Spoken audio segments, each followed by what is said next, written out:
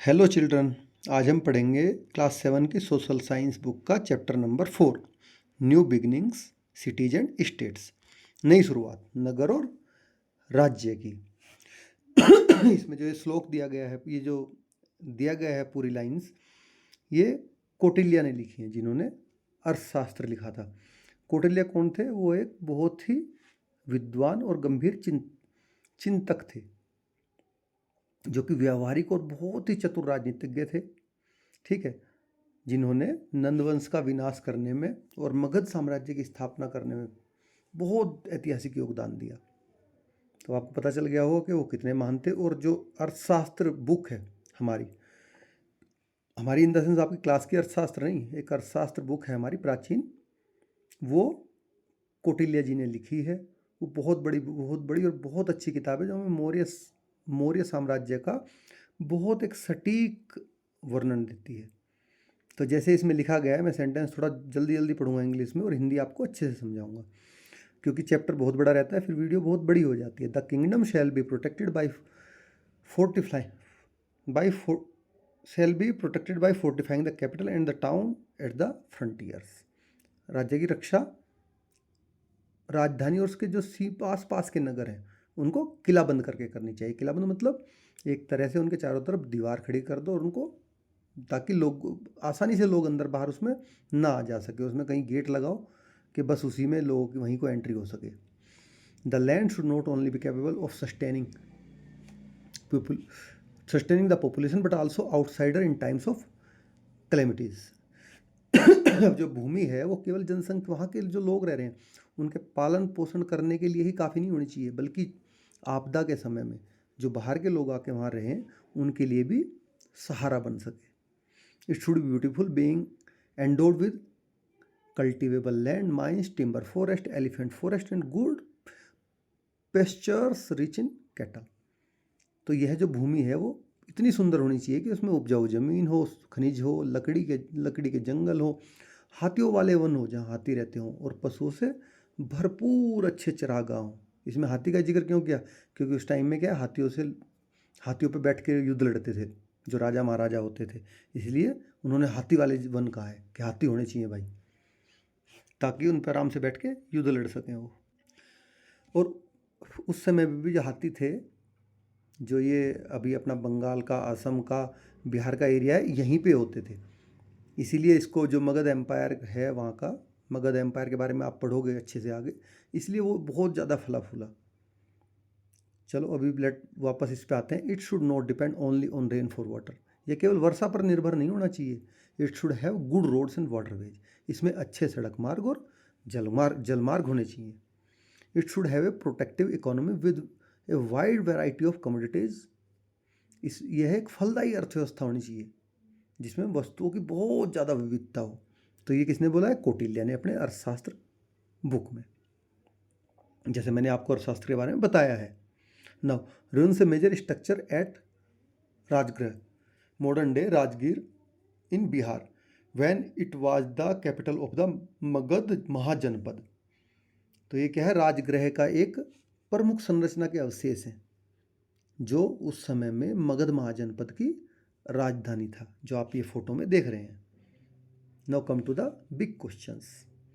What is meant by second urbanisation of India? Bharat के द्वितीय शहरीकरण का क्या अर्थ है? एंड वाई वर द ये janapada and mahajanapada an important development in India early history? जनपद और महाजनपद प्राचीन भारत के इतिहास में इतने महत्वपूर्ण क्यों थे? What kind of system of governance did they evolve? और उन्होंने किस प्रकार की शासन प्रणाली विकसित की थी वहाँ पे? चलो अब आगे चलते हैं, इसके बारे में पढ़ेंगे अब। तो शुरुआत करते हैं। Let us recall that in the early second millennium BC, that is over a few centuries after 2000 BC। चलो अब आइए याद करें कि दूसरी सहस्त्राब्दी ईसा पूर्व के शुरुआती समय, यानी लगभग 2000 ईसा पूर्व के कुछ सौ वर्ष बाद, मतलब लगभग अब से 3700 साल से 4000 साल पहले के बीच के आसपास की जो सिंधु हड़प the Indus Harappan Sindhu Saraswati civilisation which was called India's first urbanisation disintegrated. जो सिंधु सरस्वती सभ्यता थी हमारे, जिसे हम भारत का प्रथम शहरीकरण कहते थे, वो विघटित हो गई। डिसइंटीग्रेटेड मतलब विघटित हो गई, टुकड़ों में टूट गई, बिखर गई, खत्म हो गई। Some of its cities were abandoned, in other some people continued living there but reverting to a rural or village lifestyle. अब क्या हुआ कि वहाँ पे पहले तो वो लोग शहरों में रहते थे, अब वो क्या हुआ कि कुछ लोगों ने शहरों को त्याग दिया, जबकि कुछ ने थोड़ा रहना वहाँ पे जारी रखा, लेकिन वे ग्रामीण एवं गाँव की जीवन शैली में लौट गए। रहे तो वहाँ पे, लेकिन जो वहाँ रहे वो भी अब शहरों में नहीं रहे, वो ग्रामीण जीवन शैली में लौट गए। They had to, since all the components of the Harappan urban order had disappeared. Elaborate structures, both private and public, crowded street and busy market, different communities with special occupations. ये सारे उनके नाम है occupations के। A writing system, a sanitation system, the presence of an administration, and behind it all a large state structure with a ruling class at the head. अब इस पूरे की मैं आपको बताऊंगा अच्छे से समझा के कि उन्हें ऐसा करना पड़ा। क्यों करना पड़ा? क्योंकि हड़प्पा जो शहरी व्यवस्था थी उसके सारे अंग लुप्त हो चुके थे। ठीक है, जैसे जटिल निजी और सार्वजनिक इमारतें वो भी खत्म हो गई थी, भीड़ भाड़ भरी गलियां भी खत्म हो गई थी, व्यस्त बाजार थे वो भी खत्म हो गए थे। विभिन्न विशिष्ट व्यवसाय वाले लोग, जैसे कोई लोहार है, कुम्हार है, निर्माण करता है, बुनकर है, कारीगर है, एक लेखन प्रणाली, स्वच्छता व्यवस्था, प्रशासन की उपस्थिति, और उसके पीछे एक व्यापक राज्य संरचना जिसमें एक शासक वर्ग शीर्ष पर होता था। ये सब चीज़ें वहाँ खत्म हो चुकी थी। भाई कोई शासक रहेगा जो टॉप पे बैठेगा, वो सब चीज़ों को चलाएगा कि भाई ठीक से अच्छे से रूलिंग करने के लिए कि अच्छा एक बाज़ार होना चाहिए, वहाँ पे लोग अच्छे से सभी तरह के सभी व्यवसाय वाले लोग हों जो उसके लिए चीज़ें बनाएं, एक लेखन प्रणाली हो, साफ़ सफाई हो, प्रशासन की उपस्थिति हो, वो सब चीज़ें वहाँ से ख़त्म हो गई थी। कब? 4000 साल से कुछ थोड़ा सा पहले, जिसको आप कह सकते हो लगभग 3700 BC, 3700 साल पहले, 1700 to 2000 BC।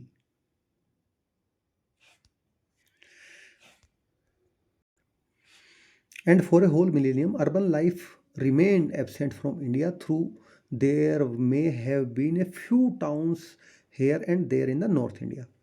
और अब लगभग पूरे 1000 साल तक भारत में नगरीय जीवन बिल्कुल एकदम एब्सेंस, अनुपस्थित रहा।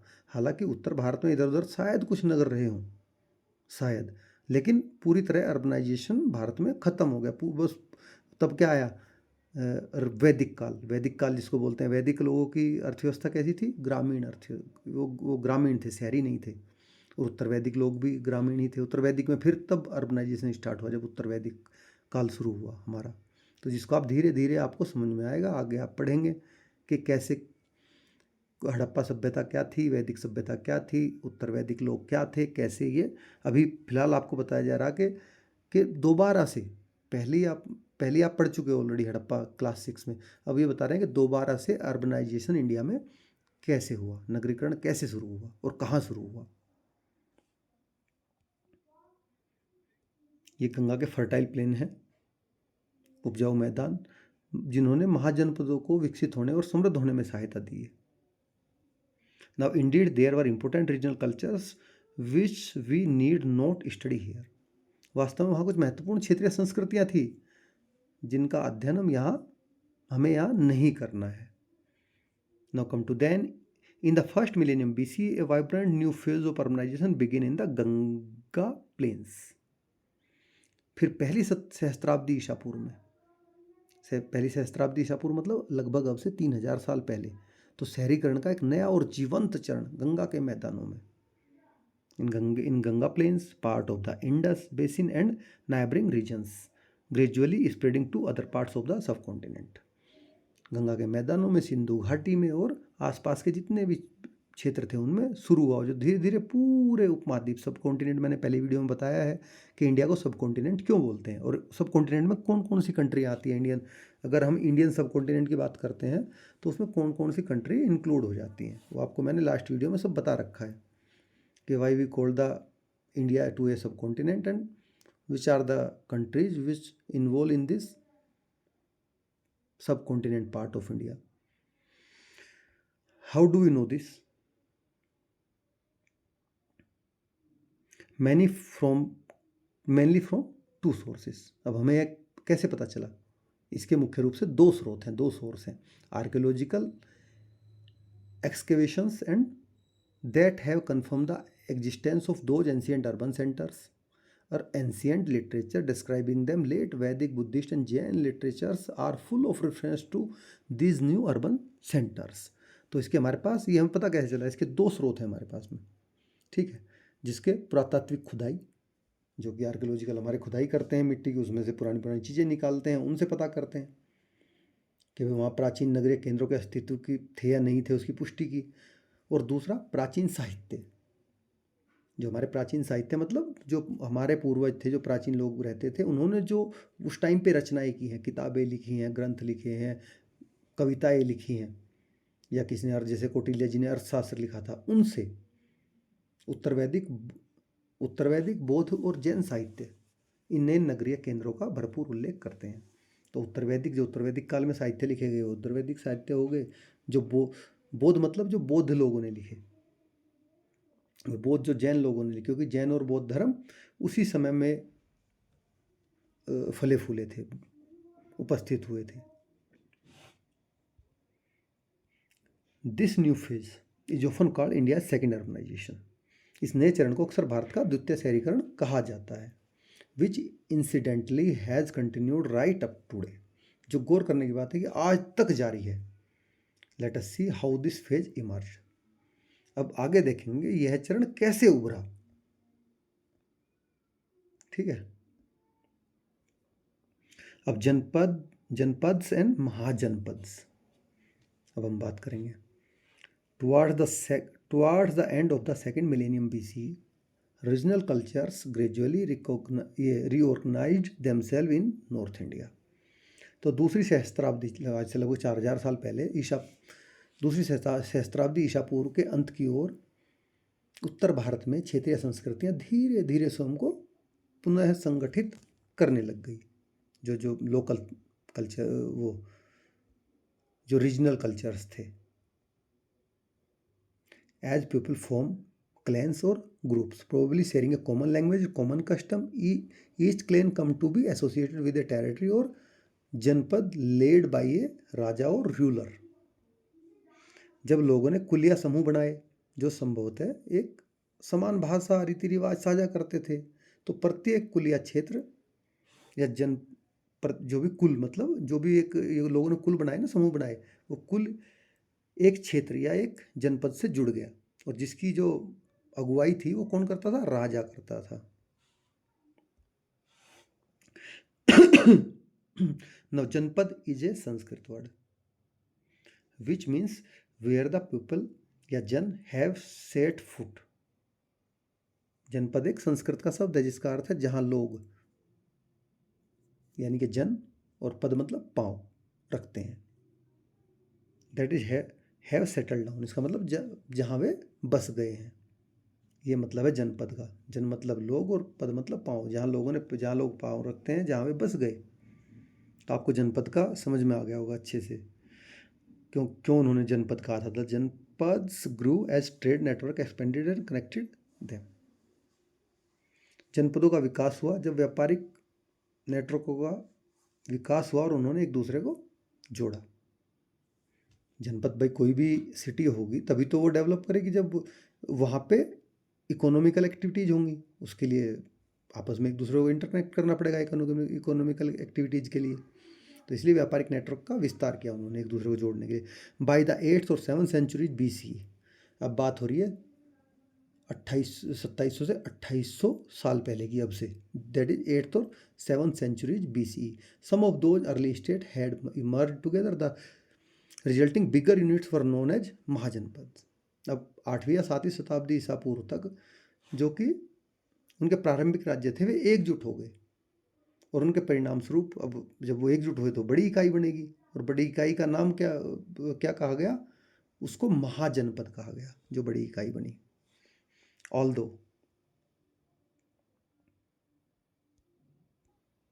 Although the text have different list of them, the more frequent list gives name of 16 mahajanapadas. यद्यपि ग्रंथों में, टेक्स्ट में, हमारे जो ग्रंथ हैं पुराने में इनकी अलग अलग सूची मिलती है, लेकिन सबसे जो सामान्य सूची है जिन्होंने सब जिस पे सब एक बार एक सहमत हैं, वो 16 महाजनपदों के नाम दिए गए हैं। 16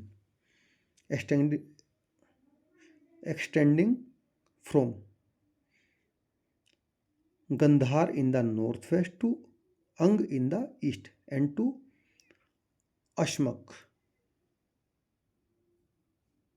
in the central India close to the Godavari river।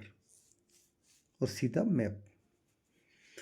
Map में आप देखना, जो उत्तर पश्चिम में गांधार था हमारा, इसमें अफगानिस्तान में से लेकर पूर्व में अंग था, ये असम वाला क्षेत्र, पश्चिम बंगाल और असम का, और मध्य भारत में अशमक, सेंटर इसमें लगभग महाराष्ट्र के थोड़ा सा ऊपर, महाराष्ट्र में कुछ पार्ट महाराष्ट्र, कुछ मध्य प्रदेश का भी के, वो अशमक महाजनपद था जो गोदावरी नदी के पास स्थित था। जैसे कि गोदावरी नदी का मैंने दूसरी बुक में पढ़ाया है कि गोदावरी नदी कहाँ कहाँ को बहती है, महाराष्ट्र में को होकर बहती है वो, तो उसके ऊपर का, उसके पास स्थित।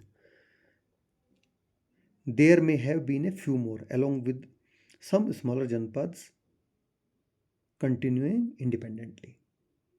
इसके अलावा और भी कुछ महाजनपद हो सकते हैं या कुछ छोटे जनपद जो मतलब स्वतंत्र रूप से अस्तित्व में बने हुए थे।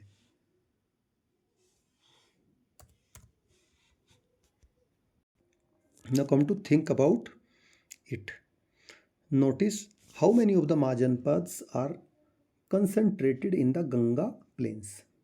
तो आप ध्यान दें कि कितने सारे महाजनपद कंसंट्रेटेड होता, केंद्रित, गंगा के मैदानों में केंद्रित हैं।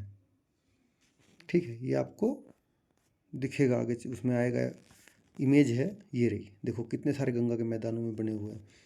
सिर्फ 2 ही गंगा के मैदान से लगभग बाहर हैं, अशमक और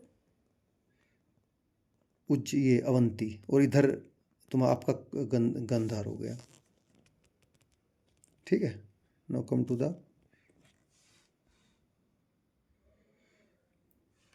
There are several possible reasons for this, including the growth of agriculture in the fertile Ganga plains, the availability of iron ore in the mountains and hills, and the formation of new trade networks।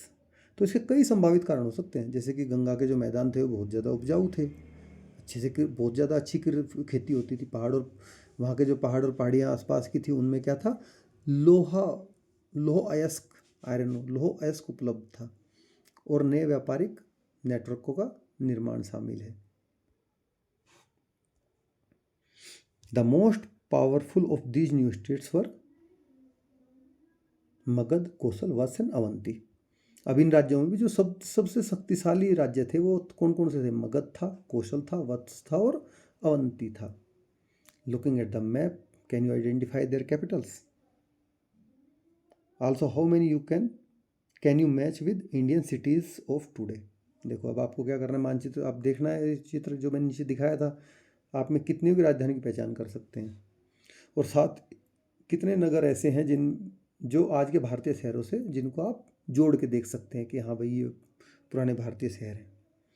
Compare this map with the map of regions mention in the Mahabharata. अब क्या करना है, इस मानचित्र की तुलना आपको महाभारत में वर्णित क्षेत्रों के मानचित्र से करनी है। क्लास 6 में आपको दिया था ना, इंडिया दैट इज भारत, याद करो उसको। And list the names commonly to both maps, और दोनों मानचित्रों में जो समान नाम है उनकी एक आप टेबल बनाएंगे। What do you think this implies? आपको क्या लगता है कि इसका क्या मतलब है? द मैप जो नीचे दिखा है 4.3 शोज द महाजनपद्स कैपिटल्स, ये दिखा रहा है ना महाजनपद की कैपिटल सारों की। Most were fairly large well fortified cities.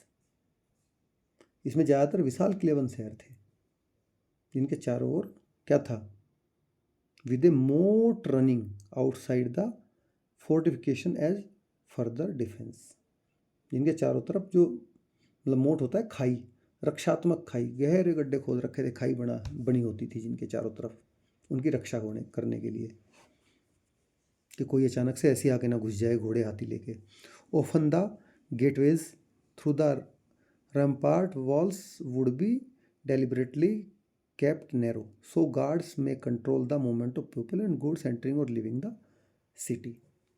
तो इसमें क्या होता था, ओफन प्राय सुरक्षा दीवारों में जो दीवार सुरक्षा की दीवार थी जो उसमें जो द्वार बनाए जाते थे, गेट, वो जानबूझकर बहुत छोटे बनाए जाते थे ताकि पहरेदार शहर में जो अंदर आ रहे हैं और बाहर जा रहे हैं और जो सामान आ रहा है और बाहर जा रहा है उसकी गतिविधि पर आराम से निगरानी रख सके। छोटा गेट होगा तो इजीली देख लेगा ना, बड़ा गेट होगा तो उसको दिख नहीं पाएंगे लोग, कोई अंदर कौन कौन अंदर घुस गया कौन बाहर चला गया, तो बहुत छोटा गेट वो लगाते थे।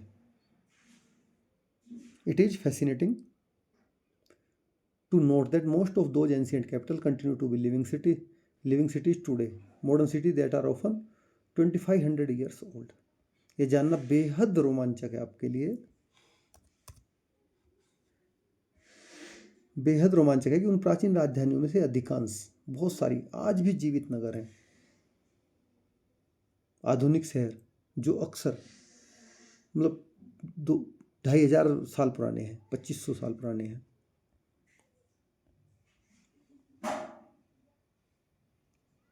Early democratic traditions. डेमोक्रेटिक होता है लोकतंत्र, तो जो हमारा प्रारंभिक लोकतंत्र था उसकी परंपराएं।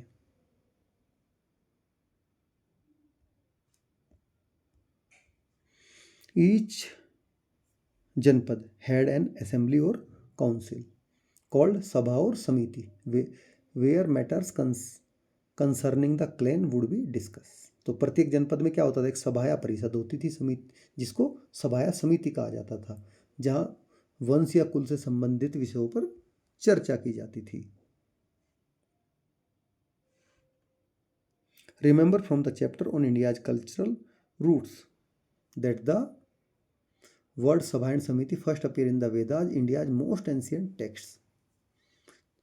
याद करो आप कि जो भारत की सांस्कृतिक जड़े वाले अध्याय आपने पढ़ा कि सभा और समिति जैसे शब्द सबसे पहले कहाँ मिले, वेदों में मिलते हैं जो भारत के सबसे प्राचीन ग्रंथ हैं। We may assume that most of the numbers were elders in the clan. हम मान सकते हैं इन सभाओं के जो अधिकांश सदस्य थे, सदस्य कुल के बुजुर्ग ही होते थे, जो बड़े लोग हो जाते थे वो होते थे। The raja was not expected to rule independently और आर्बिट्रेरली। तो राजा से यह उम्मीद नहीं की जाती थी कि वह अपनी मर्जी से या अकेले शासन करे। ये देखो, ये दिया गया है पूरा, इसमें सारे महाजनपद और उनकी राजधानियां दी गई हैं। ठीक है, जो बड़ा वर्ड है वो महाजनपद है और जो उनके साथ ही छोटा है वो उसकी राजधानी है।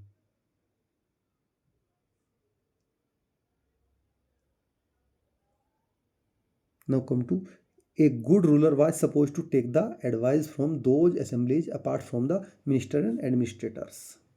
जो एक अच्छा शासक होता था, अच्छा शासक वह माना जाता था वहाँ पे जो मंत्री और उसके जो प्रशासक होते हैं, इनके अलावा सभाओं की सलाह को भी मानता था। जो ये सभा समिति होती है उनकी जो सलाह होती थी ना लोगों की, उसको भी मानता था वो, केवल अपने मंत्रियों की सलाह नहीं मानता था वो।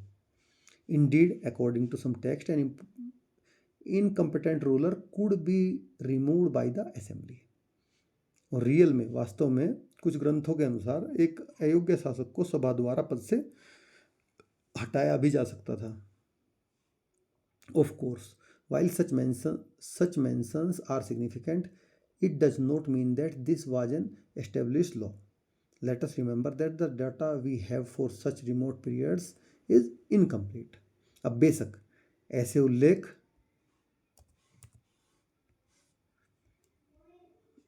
महत्वपूर्ण है, लेकिन इसका यह मतलब नहीं है कि यह कोई स्थापित कानून, वो ऐसा कानून वहाँ पे था ही था। याद रखें कि उस प्राचीन काल की जो हमारे पास जानकारी है वो इनकम्प्लीट, अधूरी है।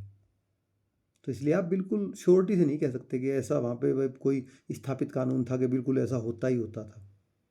हाँ, कभी कभी कुछ ऐसा हुआ होगा, but not at all. In their political system the mahajanapada expanded in the basic principle of janapadas. अपनी राजनीतिक प्रणाली में जो महाजनपद थे उन्होंने जनपदों के जो मूल सिद्धांत थे उन्हीं को आगे और डेवलप किया, विकसित किया। समवर in effect monarchy in the monarchies बोलते हैं इसको, monarchy in the sense that the raja was the ultimate authority supported by minister and the assembly of elders. कुछ राज्यों में जो राजा होता था वही सर्वोच्च सत्ता होता था, जिसे मंत्री और बुजुर्गों की जो सभा होती थी उसका समर्थन प्राप्त होता था। इस प्रकार से यह एक राजतंत्र का शासन था। मोनार्की होती है राजतंत्र।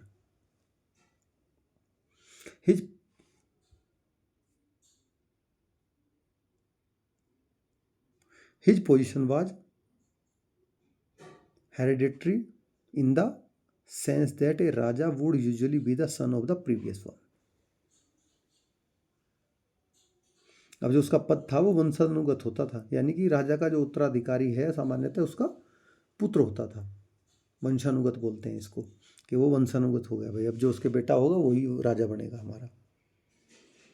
The king would collect taxes or revenue, maintain law and order, get impressive fortifications built around their capital, and maintain an army to defend the territory or wage war with neighboring ones as the case may be. अब जो राजा था वो क्या करता था, कर और राजस्व वसूल करता था, वहाँ की कानून और व्यवस्था को बनाए रखता था, राजधानी के चारों ओर प्रभावशाली किलेबंदी करवाता था और अपने क्षेत्र की रक्षा जो पड़ोसी राज्य हैं उनसे करने के लिए कि उनसे युद्ध ना हो जाए, एक सेना रखता था उसके लिए कि युद्ध होगा तो चलो सेना रहेगी तो उससे हमारी सेफ गार्ड हो जाएगा। Now Magadh located in the part of today's Bihar.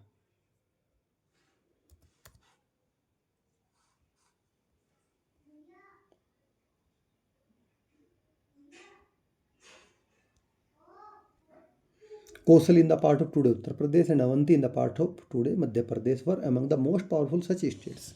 Magadh जो आज के बिहार का भाग है, कोसल जो वर्तमान उत्तर प्रदेश में है, अवंती जो आज के मध्य प्रदेश का हिस्सा है, जैसे जैसे राज्य ऐसे शक्तिशाली राज्यों में शामिल थे।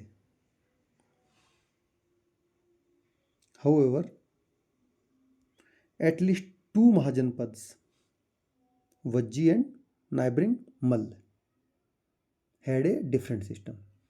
हालांकि कम से कम दो महाजनपद जिनके जो वज्जी था और उसके पड़ोसी मल थे उनकी प्रणाली अलग थी।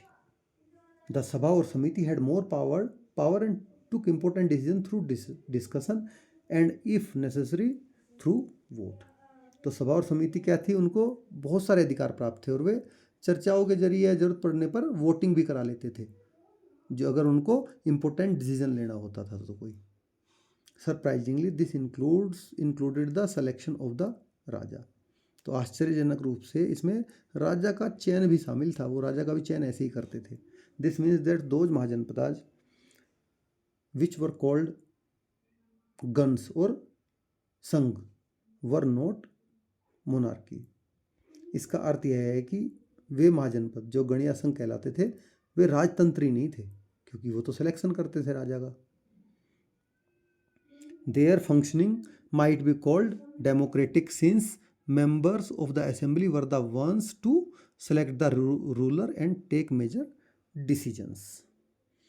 तो जो उनकी शासन प्रणाली थी वो एक तरह से लोकतांत्रिक कही जा सकती है, क्योंकि वो राजा का चयन करते थे और उनके जो भी निर्णय होते थे वो एक सभा होती थी, उसके सदस्य सब मिल के करते थे, चाहे वो सहमति से करें या फिर वो वोटिंग से करें। जैसे आज के टाइम में हमारे यहाँ होता है, जो प्राइम मिनिस्टर है सबसे पावरफुल आदमी, उसको हम क्या करते हैं, इलेक्ट करते हैं। इलेक्शन के द्वारा सभी लोग अपना अपना मतदान करेंगे, उसको चुनेंगे और फिर वो अकेला निर्णय नहीं ले सकता, उसके लिए क्या है, पूरी हमारे पास लोकसभा है दिल्ली में, ठीक है, लेजिस्लेटिव असेंबली। तो लोकसभा में क्या होता है, लोकसभा में सारे सदस्य रहते हैं, वो किसी भी उस पर मतदान करते हैं किसी भी निर्णय पे, और अगर सब उसमें एग्री हैं तो फिर वो वैसा ही होता है। तो लगभग आज जैसा ही है, जैसा पहले और था ऐसे ही आज हो रहा है।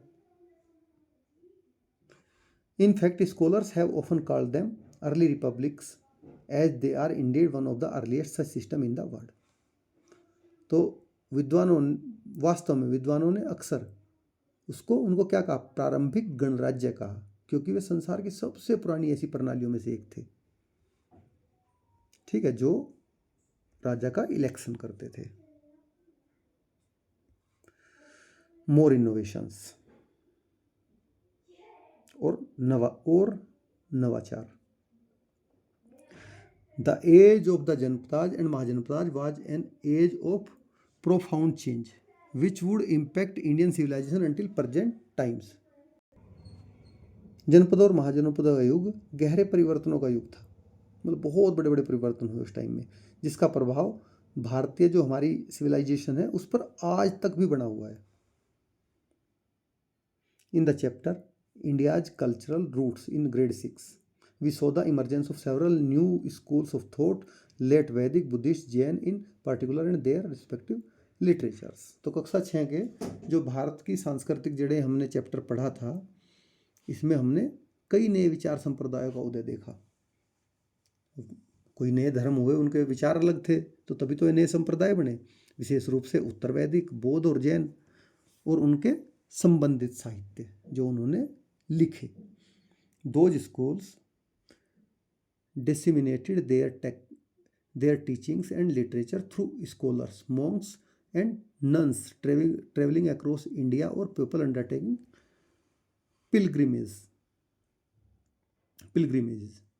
इन जो ये संप्रदाय थे, इन्होंने अपनी शिक्षा और साहित्य को किन किन से फैलवाया, विद्वानों से, भिक्षुओं से, भिक्षुणियों से, नन होती हैं भिक्षुणियाँ, पूरे भारत की वो यात्रा करते थे, और यात्रा करते करते वहाँ के लोगों के बीच में वो अपनी शिक्षाओं को फैलाते थे।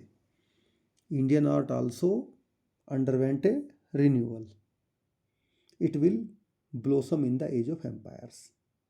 तो जो भारतीय कला थी उस टाइम में, उसमें भी एक नयापन देखा गया। ये आगे साम्राज्य के युग में खूब फले फूले, जो आगे बड़े बड़े साम्राज्यों के युग आए, खूब बड़े बड़े उन्होंने उन्नति की। नव urbanisation does not happen without technologies.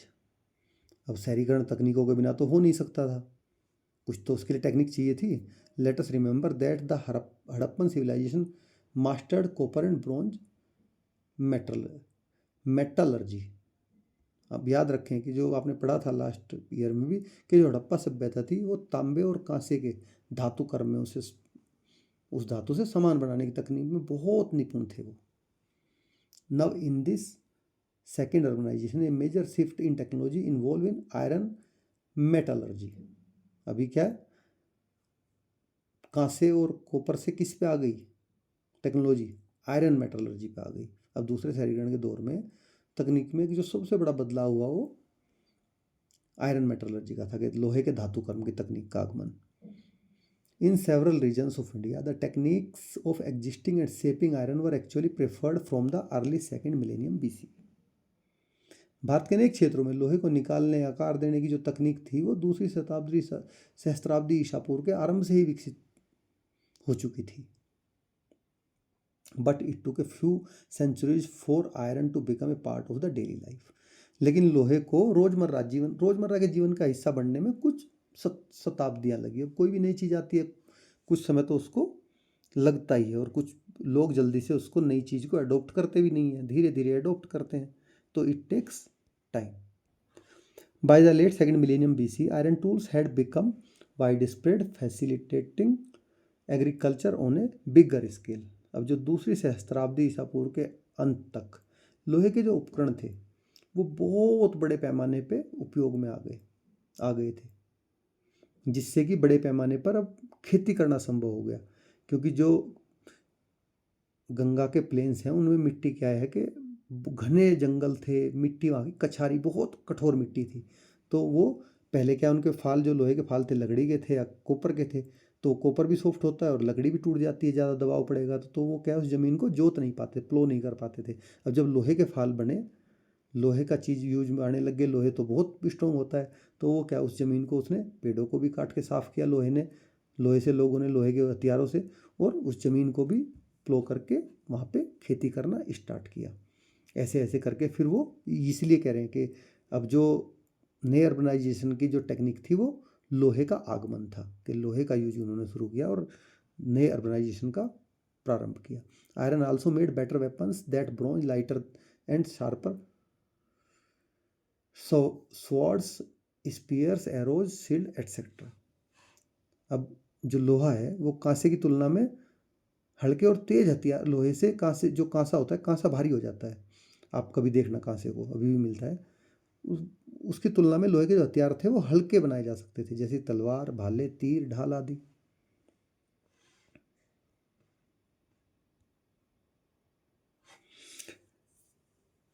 As it happens, there is some evidence of warfare between neighboring Mahajanpads. How frequent or how intense it was, of course, is impossible to tell. अब जो हमारे पास प्रमाण उपलब्ध हैं, उससे हमें यह पता चलता है कि जो पड़ोसी महाजनपद थे, उनके बीच में आपस में युद्ध हुआ करते थे। अब ये कितनी बार हुए और कितने गंभीर थे, इसका आकलन करना बहुत कठिन है, क्योंकि जैसे ऊपर बताया कि हमारे पास मतलब फुल एविडेंस नहीं है, एविडेंस है बट वो कंप्लीट नहीं है। Such military campaigns but occasionally alliance to gave rise to a new kingdom and empire which will turn to later in our journey. इस प्रकार के जो सैन्य अभियान और कभी कभी आपस में एक दूसरे के साथ गठबंधन भी कर लेते थे लोग, ये किंगडम, तो उससे क्या नए राज्य और साम्राज्य उभरे, जिनकी चर्चा हम आगे करेंगे। अब लोगों ने कोई सैन्य अभियान किया, दूसरे पे युद्ध किया, किसी ने आपस में मिलकर गठबंधन किया, तो उससे क्या होगा, नए नए राज्य और साम्राज्य उभरेंगे।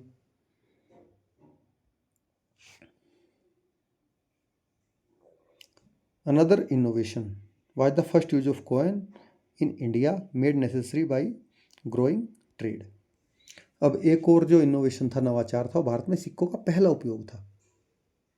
जो वहाँ पे ट्रेड बढ़ रहा था, व्यापार बढ़ रहा था, उसकी आवश्यकता से प्रेरित था उस टाइम पे वो, भाई आप व्यापार करोगे, पहले तो चीज़ों का आदान प्रदान करते थे, तुमने मुझे चीज़ दी, मैंने तुम्हें दे दी। अब कोई ऐसी एक चीज़ चाहिए थी जिससे कि लोग, अगर मान लो मुझे किसी चीज़ की ज़रूरत नहीं है और मेरे पास वो सरप्लस है, भाई मुझे वो बेचनी है, और मैं उसके बदले ऐसी चीज़ लूँगा जो ये उस आदमी के पास नहीं है जिसको मेरी चीज़ की ज़रूरत है, तो उसके लिए क्या चाहिएगा। अब वस्तु विनिमय प्रणाली तो रही नहीं कि वो उसके पास मेरी ज़रूरत की चीज़ है, मैं उसको अपनी दे दूँ और उससे उससे उसकी चीज़ ले लूँ। तो वो जो आपको चाहिए वो चीज़ किसी तीसरे के पास है, तो इसलिए इन्होंने सिक्के शुरू किए, सिक्कों का उपयोग, कि भाई ठीक है, अब हम इन सिक्कों के बदले चीज़ बेचेंगे और ये सिक्के दूसरे को देके मैं अपनी ज़रूरत की चीज़ ले लूँगा। Very soon coins were exchange across different regions and even with other parts of the world. बहुत जल्दी जो सिक्के थे अलग अलग क्षेत्रों में और भारत के बाहर के भागों में भी व्यापार में, लेन देन में काम आने लग गए। The first Indian coin were made of silver. तो पहला जो भारतीय सिक्का था वो कहाँ का बनाया गया, चांदी का। ए soft metal into which symbols could be punched. जो एक सिल्वर एक नरम धातु होती है जिसमें उस टाइम में जो सिंबल होते थे, प्रतीक होते थे, उनको ठोक कर उकेरा जाता था उन पर, के रखेंगे उसको, ठक से चोट मारेंगे जैसे यहाँ पे कर रहा है, और उस पर उकेरा जाएगा। They are called punch mark coins. तो सबसे पहली कॉइन जो थी उनको क्या बोलते थे, पंच मार्क कॉइन बोलते थे, कि पंच चिन्हित सिक्के।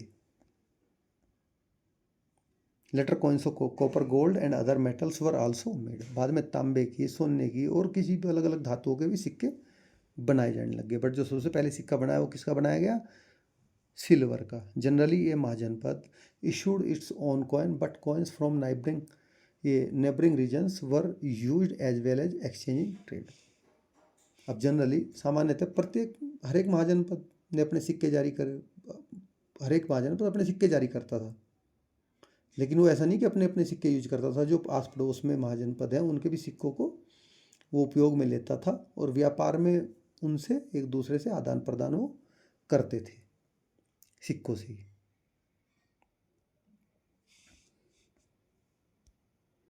अभी एक टेबल दी गई है, इसमें आप खुद से भरेंगे कि कहाँ पे फर्स्ट अर्बनाइजेशन हुआ इंडिया में, इंडियन सब कॉन्टिनेंट में, और कहाँ पे सेकेंड अर्बनाइजेशन हुआ। आप खुद से, क्योंकि इतना तो मुझे लग रहा है आपको समझ में आ ही गया है कि इसका आप आंसर आसानी से दे पाएँ। नौ द वर्ण और जाति सिस्टम। अब वर्ण और जाति सिस्टम, जाति प्रणाली क्या है, इसके बारे में जानेंगे।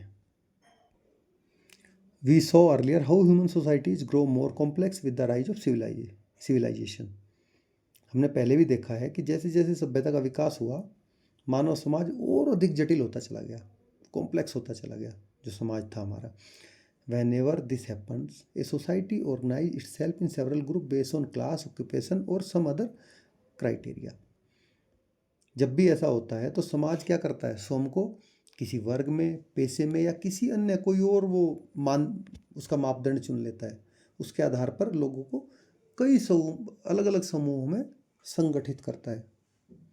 For instance, there could be different group concern with governance, administration, religion, education, trade, town planning, farming, craft arts and all kind of other professions. अब उदाहरण के लिए जैसे शासन, प्रशासन, धर्म, शिक्षा, व्यापार, नगर योजना, कृषि, शिल्प, कला और अन्य सभी प्रकार के व्यवसाय से संबंधित लोगों के अलग अलग समूह हो सकते हैं। ये देखो, ये आर्ट था उस टाइम के लोगों का, कितने बारीकी से पत्थर को तराश के वो कितने, देखो सुंदर सुंदर। अब आज के टाइम में ये मूर्तियाँ बनाना बड़ा कठिन है, बहुत ही ज़्यादा, और बनानी भी चाहें तो इतने बारीकी से बना नहीं पाएंगे, लेकिन उस टाइम के लोग इतनी बारीकी से मूर्तियाँ बनाते थे। देखिए आप इसको अच्छे से, ये सांची स्तूप से ली गई है। और ये है आपके आहत सिक्के, पंचमार्क कॉइन जिसको बोलते हैं, उनको बोलते हैं आहत सिक्के। देखो कैसे उस पर कुछ रखते होंगे और चोट मारते थे, वो छप जाता था उस पर। ये सिल्वर वैसे काली हो रखी है, ये सिल्वर है, क्योंकि आपने पढ़ा होगा फिजिकल एंड केमिकल चेंज में, सिल्वर के साथ एक टाइम बीइंग के बाद में एयर और मॉइस्चर के साथ रिएक्शन करके उस पर गंदगी जमा हो जाती है। In ideal society all those group would complement each other and work in harmony. जो एक आदर्श समाज होता है उसमें सभी जितने भी ग्रुप हैं एक दूसरे के साथ पूरा सामंजस्य से बनाकर काम करते हैं, हार्मोनी में।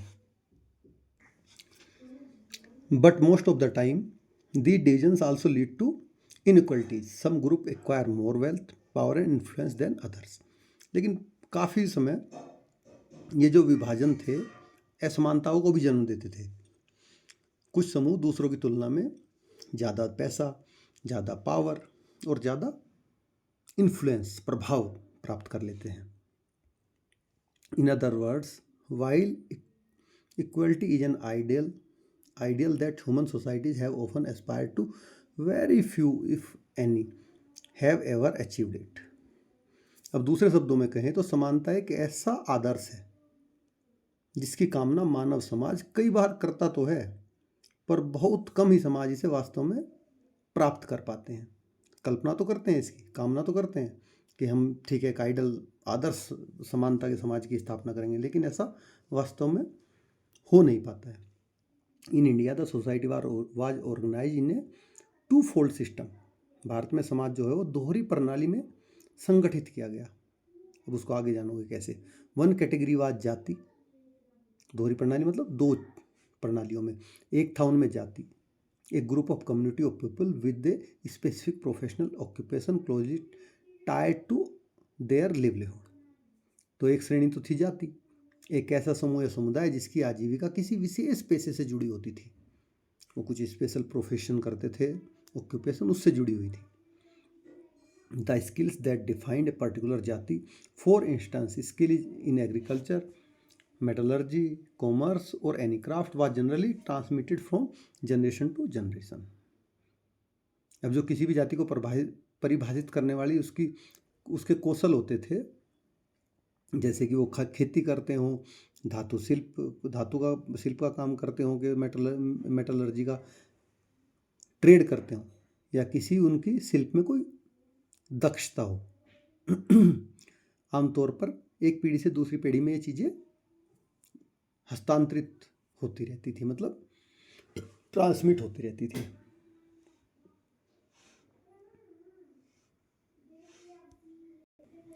Now often a jati would get further subdivided into subjatis, each of which developed customs and traditions of its own, for instance concerning marriage rituals or food habits। जो अक्सर जो एक जाति होती थी आगे वो क्या करती थी, विभिन्न उपजातियों में बट जाती थी और हर एक की अपनी अलग परंपरा और रीतियाँ होती थी। जैसे उनके शादी करने का तरीका, कोई पार्टी ट्रेडिशन, कोई पार्टी करने का तरीका, अनुष्ठान, रिचुअल बनाने का, या खाना खाने की उनकी आदतें कि वो कैसे क्या खाते हैं खाने में। Along with the jati there is another category, that of वर्ण, a concept that emerged from Vedic text। अब जाति के साथ साथ एक और श्रेणी थी जिसको वर्ण कहते थे, ठीक है, जो कि वैदिक ग्रंथों से उत्पन्न अवधारणा थी। जो वर्ण था वो वैदिक ग्रंथों से आया। देयर वर 4 वर्ण, यहाँ पे क्या थे, 4 वर्ण थे, जिनमें Brahman were engage in preserving and spreading knowledge and in the performance of rituals. जो ब्राह्मण थे वो ज्ञान का संरक्षण, प्रसार और जो कोई रिचुअल कराता था उसके संचालन में लगे होते थे।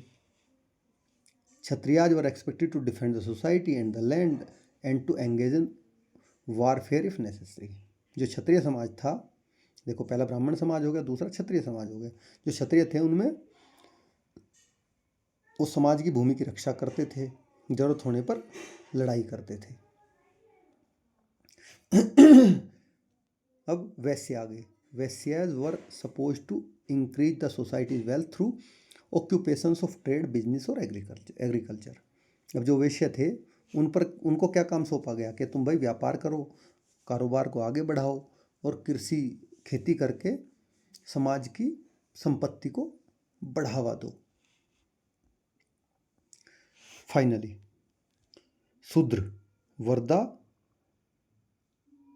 आर्टिसंस, क्राफ्ट्स पीपल, वर्कर्स और सर्वेंट्स। लास्ट में एक चौथा वर्ण क्या था, शूद्र का था, जो कारीगर, शिल्पकार और श्रमिक लोग दूसरे बाकी तीनों वर्ण के सेवक थे। तो आपने वर्ण में क्या पढ़ा, 4 तरह के वर्ण जो कि वैदिक ग्रंथों से लिए, वैदिक टाइम से चले आ रहे हैं। पहला ब्राह्मण, दूसरा क्षत्रिय, तीसरा वैश्य, चौथा शूद्र। तो ब्राह्मण का काम क्या था कि समाज में लोगों को शिक्षित करना, जो रिचुअल्स हैं वो कराना। क्षत्रिय क्या करते थे, रक्षा करते थे लोगों की, युद्ध करते थे, ठीक है, और क्या करते थे। बाकी वैश्य हो गए, वैश्य व्यापार को बढ़ावा देते थे, लोगों के लिए चीज़ें उपजाते थे, खेती करते थे। और अब तीसरी जो जाति आई, लास्ट जो आया वर्ण, वो था शूद्र। शूद्र क्या काम करते थे, अब तीनों वर्णों की एक तो सेवा करते थे सबसे पहला काम, फिर जो बाकी और छोटे मोटे काम थे वो सारे शूद्र करते थे। Now don't miss out, you may have heard the English word caste. आपने शायद अंग्रेजी का शब्द कास्ट तो सबने सुना होगा, जिसको जाति कहते हैं हिंदी में। It comes from a Portuguese word costa, as Portuguese travellers to India in the 16th century C मतलब common era try to make sense of Indian society. तो यह एक पुर्तगाली शब्द है जो कास्ता से लिया गया है। जब 16वीं शताब्दी ईस्वी में पुर्तगाली भारत में आए थे, पुर्तगाली यात्री, तो उन्होंने क्या किया, भारतीय समाज को समझने की कोशिश की, ठीक है। While a few scholars consider caste to refer to varnas, most take it to apply to jatis, yet others consider caste to refer to whole varna jati system. कुछ विद्वान मानते हैं कि कास्ट का अर्थ वर्ण है, लेकिन बहुत सारे इसे जातियों से जोड़ते हैं। वहीं कुछ इसे पूरी वर्ण जाति प्रणाली को दर्शाने वाला शब्द बोलते हैं कि भाई ये वर्ण जाति दोनों सब मिलके इस सब कुछ इसी में ही आ जाता है। Now come to next, there is historical evidence both in text and inscriptions that in the early period individuals and communities change their professional occupation if circumstances demanded।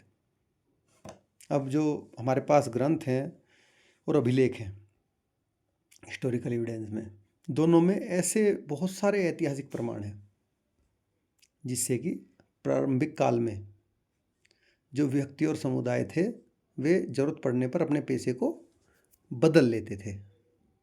For instance a long drought और some natural calamity could force a community to farmers to migrate to a city and take up other occupations, or some Brahmins would turn to trade or even military activities. अब example ले लो इसका उदाहरण के लिए, जब कहीं किसी क्षेत्र में बहुत लंबा सूखा पड़ गया, कोई प्राकृतिक आपदा आ गई, तो किसानों के जो समुदाय होते थे वे छोड़ के क्या करेंगे, भूखे थोड़ी मरेंगे, नगरों की ओर चले जाते थे और दूसरे कोई काम करने लगते थे।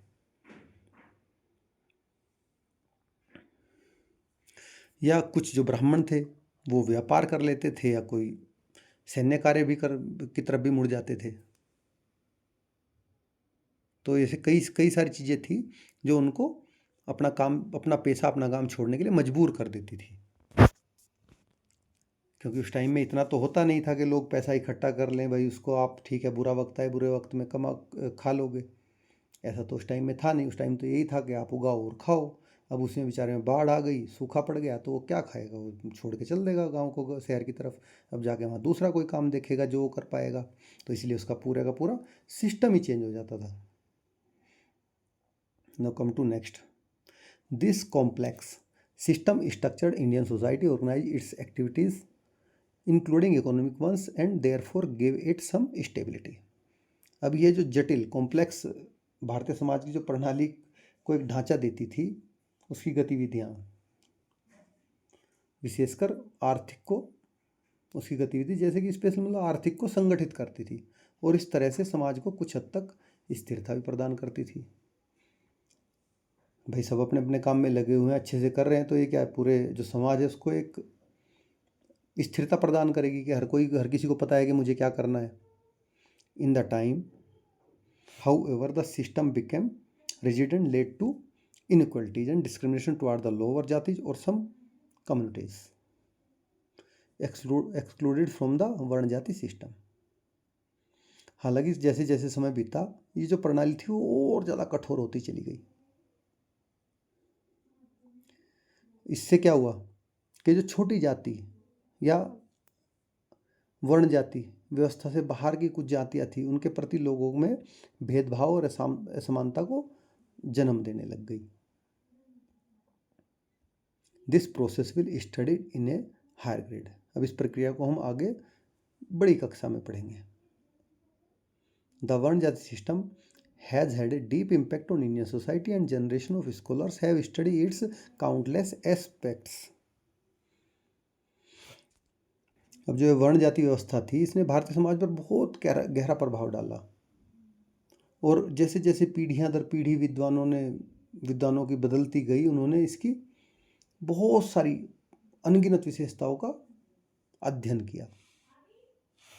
There is a broad agreement that the system was significantly different, more flexible in the particular earlier period and become more rigid with the passage of time, in particular during the British rule in India. यह एक आम सहमति है लोगों की कि जो प्रणाली थी वो प्रारंभिक काल में काफ़ी अलग थी, क्योंकि बहुत लचीली थी। लोग एक व्यवसाय से छोड़ के दूसरी वर्ण व्यवस्था में चले जाते थे। लेकिन जैसे ही टाइम बीता ये बहुत कठोर होती चली गई। अब लोग आसानी से अपनी जाति को चेंज नहीं कर सकते थे, और जैसे ही ब्रिटिश शासनकाल आया अंग्रेजों का, उसमें तो और ज़्यादा कठोर हो गई है कि अब लोग बिल्कुल एकदम अपनी जाति चेंज करना लोगों के लिए बड़ा असंभव सा काम हो गया। Now let us also keep in mind that while Varn Jati has been an important mechanism at work in the Indian society, it is not the only one. हमें यह भी ध्यान में रखना चाहिए कि जो वर्ण और जाति प्रणाली पहले पुराने भारतीय समाज में भले एक महत्वपूर्ण संरचना हो, लेकिन वो केवल अकेली नहीं थी, एकमात्र नहीं थी। There have been many others, some of which will be explored later, especially in the theme our cultural heritage and knowledge traditions. और भी कई व्यवस्थाएं रही हैं जिनमें से कुछ का हम आगे अध्ययन करेंगे, स्पेशली हमारी सांस्कृतिक धरोहर ज्ञान परंपराओं वाले चैप्टर में। Developments elsewhere in India, Bharat के अन्य क्षेत्रों में विकास की बात करते हैं। In this first millennium BC, important communication routes open up for purpose of trade, pilgrimage, military campaign, etc. जो पहली सहस्त्राब्दी ईसा पूर्व था उसमें व्यापार के लिए, तीर्थ यात्रा के लिए, सैन्य अभियानों के लिए बहुत जो इम्पोर्टेंट रूट थे वो खुलने लग गए। अब two routes become widely used and are often mentioned in the literature, the उत्तर पथ एंड द दक्षिण पथ। अब दो मार्ग उनमें बहुत ज़्यादा उपयोग में लेने लग गए लोग, जिनका साहित्य में बार बार उल्लेख किया गया है। एक था उत्तर पथ, दूसरा था दक्षिण पथ। The first connected the north west region to the Ganga plains and the way to eastern India. जो उत्तर पथ था वो उत्तर पश्चिम के क्षेत्रों को गंगा के मैदानों से और फिर पूर्व भारत तक जोड़ता था। The second started from Kosambi, जो कि उस टाइम में प्रयागराज की राजधानी थी, then a capital of one of the Mahajanapadas, and cross the Vindhya range of hills to proceed all the way south. अब जो दूसरा था वो दक्षिणापथ, जिसको कहते थे वो कोसाम्बी, जो कि प्रयागराज की राजधानी है, उसके उस समय एक महाजनपद की राजधानी थी जो शुरू होता था विंध्या पर्वतमाला को पार कर पूरे दक्षिण भारत की ओर जाता था। तो पता चल गया आपको दो मेन मार्ग कौन कौन से थे, एक उत्तर पथ था, एक दक्षिण पथ था। उत्तर पथ उत्तर पश्चिम भारत से ईस्ट की ओर जाता था, उत्तर इसके गंगेटिक प्लेन्स में को, और जो दक्षिण पथ था वो विंध्य पर्वतमाला के से शुरू होकर पूरा दक्षिण की ओर जाता था। We will return to these routes when we explore the formation of empire in India. जब हम भारत के साम्राज्यों का कैसे कैसे गठन हुआ उसके बारे में पढ़ेंगे तो हम इन मार्गों पर फिर से लौटेंगे, इनके बारे में भी जानेंगे। फिर many lateral road also connected with other parts of India, specially the important parts of western and eastern coast which were vibrant centres of trades. देखिए, ऐसा तो है नहीं कि ये मेन दो रोड ही होंगे, अब बहुत सारी छोटी छोटी सड़कें भी थी जो भारत के बहुत सारे दूसरे छोटे छोटे अन्य भाग थे उनसे जुड़ी हुई थी। स्पेशली अब व्यापार करना है तो आपको बंदरगाह तक तो जाना ही पड़ेगा, ईस्ट या तो पश्चिमी तटों तक जाओ या पूर्वी तटों तक जाओ, तो वहाँ तक भी वे रोड गई हुई थी। In the eastern region major cities emerge such as Shishupalgarh, today Shishupalgarh part of Bhubaneswar, which was the capital of the Kaling region and followed a strict square ground plan with imposing fortification and broad streets। तो पूर्वी क्षेत्रों में भी कई सारे प्रमुख नगर उभरे, जैसे कि शिशुपालगढ़ था जो कलिंग क्षेत्र की राजधानी था, और इसका जो पूरा नगर नियोजन था वो एक पूरे सटीक चकोर प्रारूप में था। चकोर मतलब जो कि एक इसको बोलते हैं आप स्क्वायर होता है ना, उसमें, जिसमें पूरी सुदृढ़ किलेबंदी थी और बहुत चौड़ी चौड़ी सड़कें थी। In the sub continent southern reason cities began emerging about 400 BC, although the recent excavations claim to find some sign of commercial activities going further back। अब हम इस उपमहाद्वीप के सब कॉन्टिनेंट के दक्षिण के क्षेत्रों में नगरों के विकास की ओर चलेंगे, जिनका विकास लगभग 400 ईसा पूर्व से शुरू हुआ, आज से लगभग 2400 साल पहले। हालांकि हाल की खुदाई में इससे भी काफ़ी पहले के जो मतलब वहाँ पे कमर्शियल एक्टिविटी थी उनके प्रमाण मिले हैं।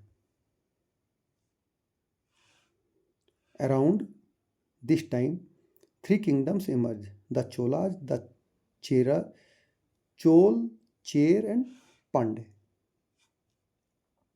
तो इसी समय के आसपास वहाँ पर 3 प्रमुख राज्य उभरे थे, जो थे चोल थे, चेर थे और पांडे थे, जिनके बारे में आप आगे पढ़ोगे, अच्छे से मैं पढ़ाऊँगा उनके कि चोल, चेर, पांडे को वो काफ़ी बाद आए थे।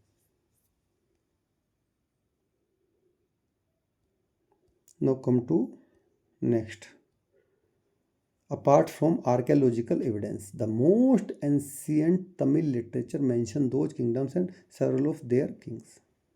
अब पुरातात्विक साक्ष्य तो हमारे पास हैं ही, इनको अगर छोड़ भी दो आप, इनके अलावा भी जो प्राचीन तमिल साहित्य हैं साउथ इंडिया के इन राज्यों में, और इनके जो इन राज्यों के और उनके कई राजाओं का उल्लेख करते हैं। मतलब भाई वहाँ के जो तमिल साहित्य, जो उधर के राजा थे साउथ के साहित्य हैं, वो उनके राजाओं का उल्लेख करेंगे, बताएंगे उनके बारे में। जैसे जो नॉर्थ के राजा हुए, उनके बारे में जो नॉर्थ के साहित्य है वो बताते हैं। Because the southern region are rich in resources such as precious and semi precious stones, gold and spices, they profitably traded not only with the rest of India but also the kingdoms and empires overseas। अब भाई दक्षिण भारत में बहुमूल्य और अर्ध मूल्यवान पत्थर थे, सोना था, मसाले थे, इन सारे संसाधनों से दक्षिण भारत समृद्ध था। तो इसलिए जो वहाँ के लोग थे वे केवल भारत के दूसरे राज्यों के साथ ही ट्रेड नहीं करते थे, बल्कि बाहर विदेशों में भी लाभदायक व्यापार करते थे, जिससे उनको प्रॉफिट होता था। बाई 300 और 200 BC, almost the entire subcontinent including regions in the north east was one vibrant interconnected land. जो 300 से 200 ईसा पूर्व के बीच की बात करें, लगभग पूरा महाद्वीप जो हमारे ईस्टर्न स्टेट्स हैं, पूर्वोत्तर क्षेत्र हैं, उनको भी मिला के एक जीवंत और आसपास में जुड़ा हुआ भूभाग बन चुका था। मतलब उस टाइम पे पूरा एक, जैसे आज इंडिया है, इंडिया टाइप का माहौल क्रिएट हो चुका था, क्योंकि सब जगह लोग रह रहे थे, सब जगह राजा महाराजा, सब जगह ये एग्रीकल्चर और इकोनॉमिक एक्टिविटीज हो रही थी। Goods and culture travelled from region to region, often beyond India to parts of central and south east Asia. अब जो वहाँ की चीज़ें थी, संस्कृति थी, एक क्षेत्र से दूसरे क्षेत्र में, और कई बार भारत से बाहर भी मध्य और दक्षिण पूर्व एशिया तक भी पहुंचा करती थी। Now about the same time the Mahajanapada ceased to exist, leaving the place to fresh development that were going to reshape India। अब उसी समय के आसपास जो महाजनपद थे वे धीरे धीरे खत्म हो गए, और उनकी जगह पर अब ऐसे नए विकास हुए जो आगे चलकर भारत को रूपांतरित करने वाले थे। अब महाजनपद धीरे धीरे खत्म हो गए और उनकी जगह और नए डेवलपमेंट्स हुए, जिनसे आज के भारत को पहचान मिली। तो इस पूरे चैप्टर में अब तक हम क्या पढ़ चुके हैं? इस चैप्टर की हमने प्रस्तावना पढ़ी, जो कि महान अर्थशास्त्री कौटिल्य का कोट है, जिसका मैंने आपको मतलब समझाया। इंडिया में फर्स्ट अर्बनाइजेशन मोटा मोटा आपने 6th क्लास में पढ़ रखा है, बारीक बारीक मोटा मोटा मैंने अब बता दिया, से लेकर सेकेंड अर्बनाइजेशन तक की प्रक्रिया पूरी, कि कैसे पहले शहरीकरण हुआ, कब कैसे द्वितीय शहरीकरण, पहला कहाँ पे हुआ था, दूसरा कहाँ पे हुआ, अब जनपद और महाजनपद कैसे बने, अर्ली डेमोक्रेटिक ट्रेडिशंस, जो हमारे पुरानी सभा थी, समिति थी, गणराज्य थे, वो कैसे थे, उनका कैसा कल्चर था, कैसे काम करते थे और कैसे वो स्टार्ट हुए बनना, और मोर इनोवेशंस, जैसे लोहे का, सिक्के का, व्यापार का प्रचार होना शुरू हुआ, वर्ण और जाति सिस्टम का विस्तार हुआ, दक्षिण भारत और अन्य क्षेत्रों में भी साथ साथ विकास का कार्यक्रम जोरों पर था। ठीक है, और लास्ट में हम पूरे उपमहाद्वीप, पूरे आज के इंडिया का पूरा आपस में जुड़ाव हम देखते हैं। तो ये सब कुछ हम इसमें कवर कर चुके हैं। अब आपको वीडियो कैसी लगी, और कोई भी डाउट हो तो आप कमेंट में प्लीज़ ज़रूर लिखें। अगर आपको वीडियो अच्छी लगी हो तो लाइक करें, चैनल को सब्सक्राइब करें आगे की वीडियो पाने के लिए ऑन टाइम, और बेल आइकन को प्रेस करें, ताकि आपको जैसे ही मैं वीडियो डालूं तुरंत आपके पास में नोटिफिकेशन आ जाए और आप उसको समय से देख लें। Thank you for watching.